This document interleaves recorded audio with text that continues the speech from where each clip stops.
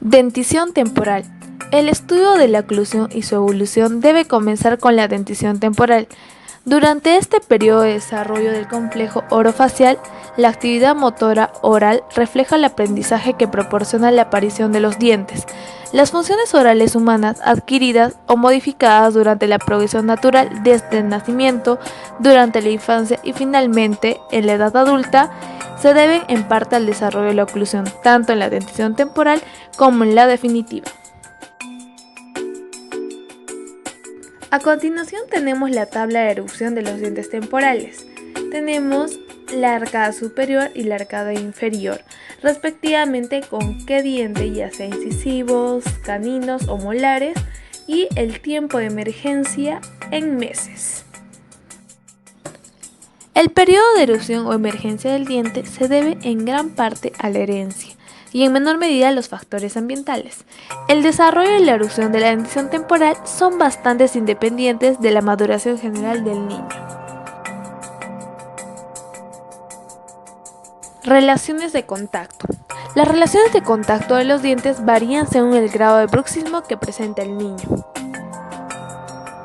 En el momento de la erupción de los dientes, intervienen un gran número de factores que determinan el establecimiento de las relaciones de contacto. Estos factores influyen en la posición del germen dental, la presencia de dientes permanentes, el desarrollo de los cóndilos, las inclinaciones cuspidias y las influencias neuromusculares. Generalmente se presta poca atención a las relaciones cúspide-fosa y a las articulaciones temporomandibulares, y solo se realizan observaciones de diente a diente, como la coincidencia de la cúspide mesiovestibular del primer molar maxilar con la fosa central del primer molar mandibular temporal. Características de la oclusión temporal. Las caras mesiales de los incisivos centrales maxilares y mandibulares están alineadas entre sí en la línea media. El incisivo central maxilar ocluye con el incisivo central mandibular y con el tercio medio del incisivo lateral mandibular. El incisivo central mandibular contacta con la cara lingual del incisivo central maxilar por encima de la línea incisal. El incisivo lateral maxilar ocluye con los tercios distales del incisivo lateral mandibular y con la parte mesial de la cúspide del canino mandibular. El canino maxilar ocluye con la porción distal de la cúspide del canino mandibular y con el tercio mesial del primer molar mandibular. La porción que queda por mesial a la punta de la cúspide mesiovestibular.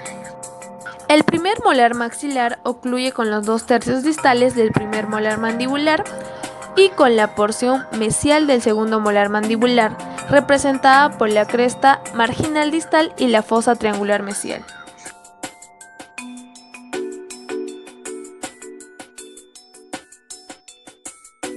Ya. Buenas noches, ahora vamos a hablar lo que es de la dentición mixta. La dentición mixta primero tiene factores. Los factores, uno de los principales va a ser el tamaño de las arcadas. El tamaño de las arcadas nos va a importar bastante. Entonces, dentro del tamaño de las arcadas se encuentran algunos factores.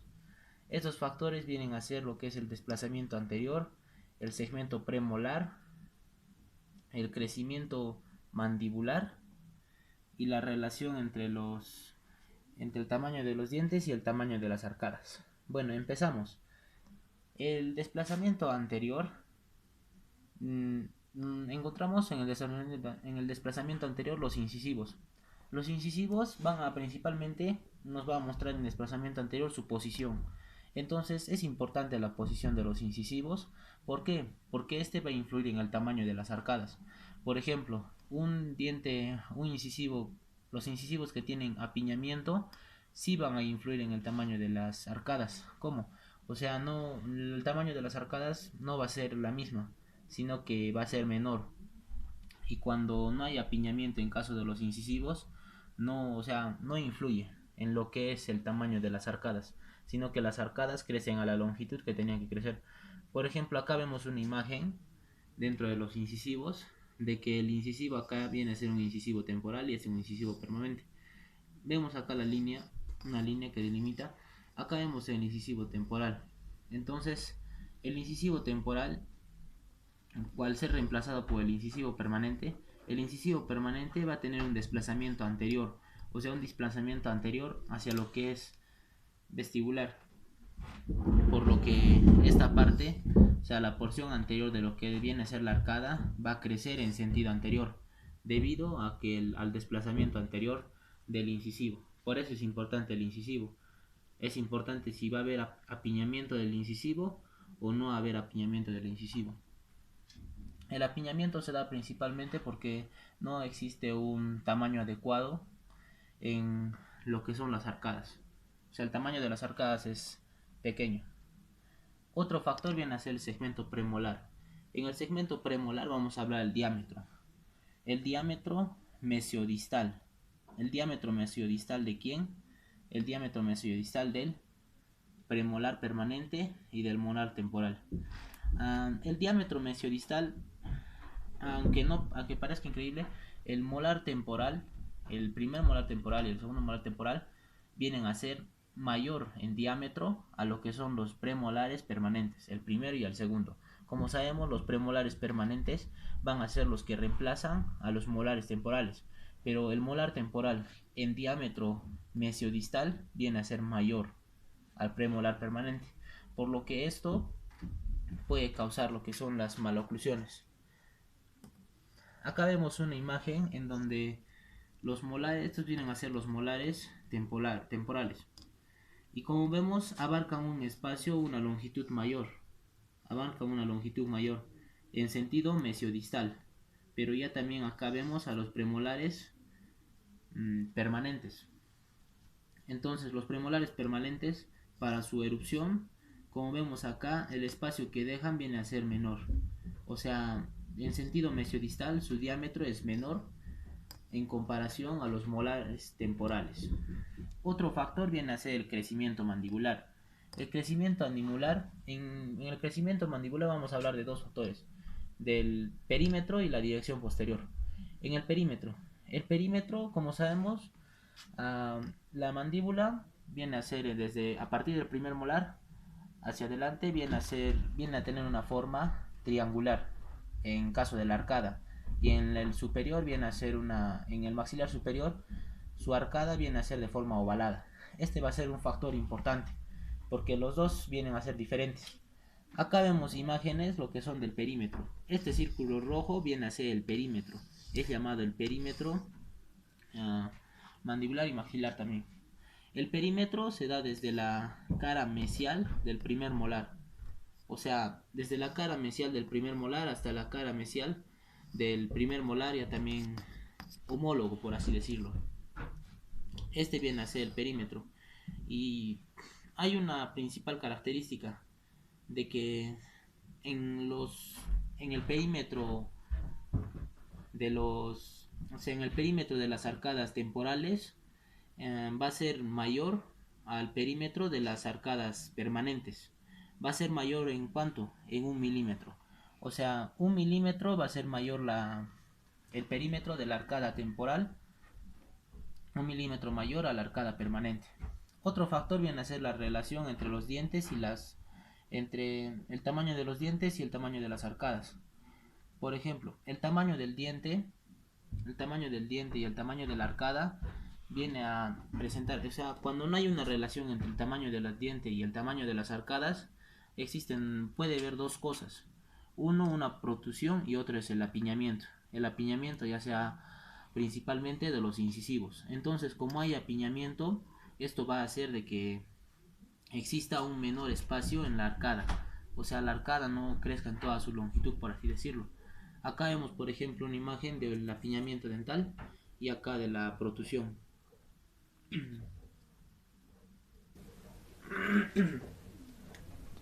Otro factor para lo que es la dentición mixta viene a ser la anchura de la arcada. O sea, la anchura de la arcada vemos en esta parte. Ya habíamos visto el perímetro, que es todo este círculo que se encuentra acá. Un medio círculo que se encuentra ovalado. Ese viene a ser el perímetro. Pero la anchura viene a ser el espacio que hay entre el surco lingual. O sea, entre el surco lingual de lo que es una pieza dentaria, por ejemplo el segundo molar, y el surco lingual de lo que es el segundo molar homólogo. viene a ser esa distancia. Y bueno, esa distancia se mide en que 31 milímetros es la media. Menos de 31 milímetros se considera lo que es una anchura estrecha, y más de 31 milímetros se considera normal. Acá vamos a hablar lo que es el perímetro. Ya habíamos dicho que el perímetro, en caso de los dientes temporales, viene a medirse desde lo que es el primer molar, desde la cara mesial del primer molar, pero en caso de los dientes permanentes se mide desde la cara mesial del segundo molar. La cara mesial del segundo molar, en caso de que sea mayor, es cuando no hay apiñamiento.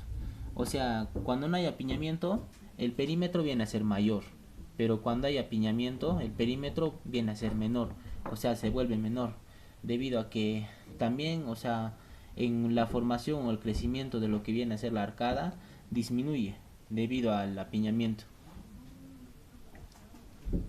El tamaño de los dientes. El tamaño de los dientes también viene a ser otro punto a tratar dentro de lo que es la dentición mixta.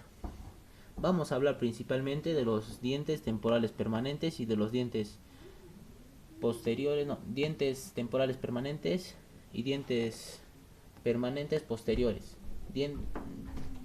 Bueno, en los dientes temporales posteriores vamos a hablar de lo que es el diámetro mesiodistal.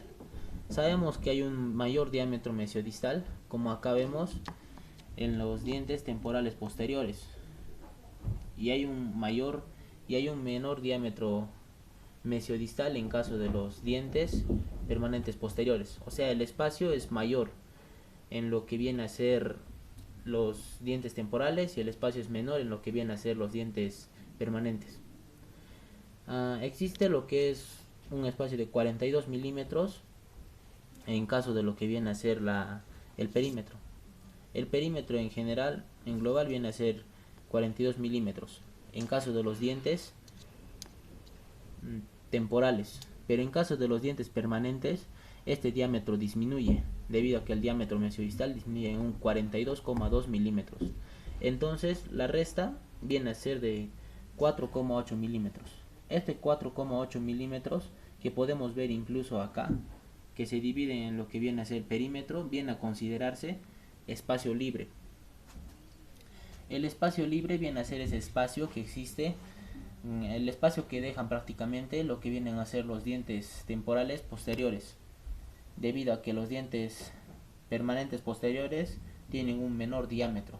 O sea, el espacio libre puede ser utilizado generalmente para corregir lo que es el apiñamiento dental, y también puede ser para corregir lo que es algunas giroversiones que existen en los dientes. Por ejemplo, principalmente los incisivos, existen giroversiones y apiñamiento debido al corto espacio que tiene la arcada. Bueno, eso sería todo.